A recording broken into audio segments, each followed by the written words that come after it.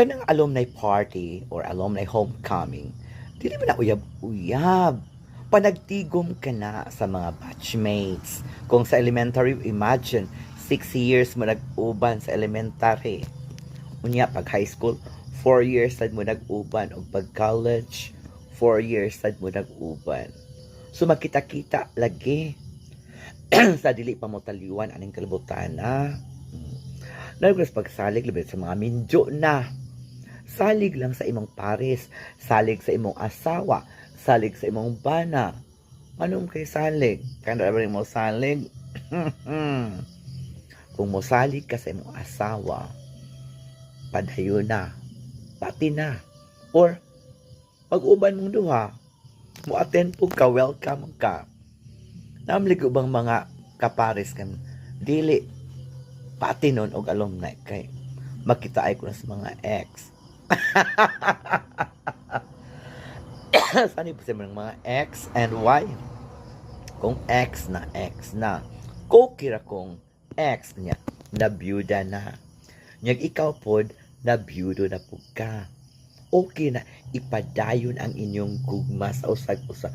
Pero kung minyo naman na may pamilya kada usa, na ikaw po na po kay pamilya, wala na uyab, kita-kita na lamang, hay-hay na lamang.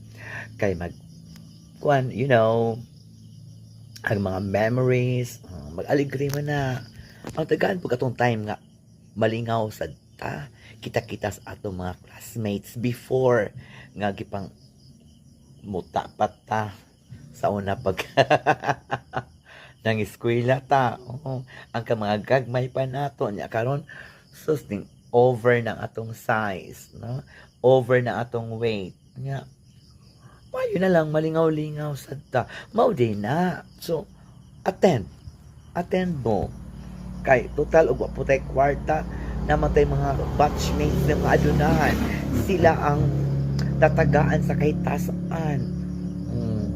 Nga, og, daghang abunda, good, og, kayamanan niya. Na may mga batchmate na to nga giver, generous, di magpasagad. Kato si Kuan, si Polana, kato sa Anastasia, ako may muamot ato, di maapil na ka sa t-shirt o sa pagkaon. So ang importante nga muatin gyud ta, di kay mo nga magpasabot ka kay kwarta mo, wa ko'y kwarta lagi ganan ta ko muatin for musulti ka og tinuod kay daghang mga batchmate atong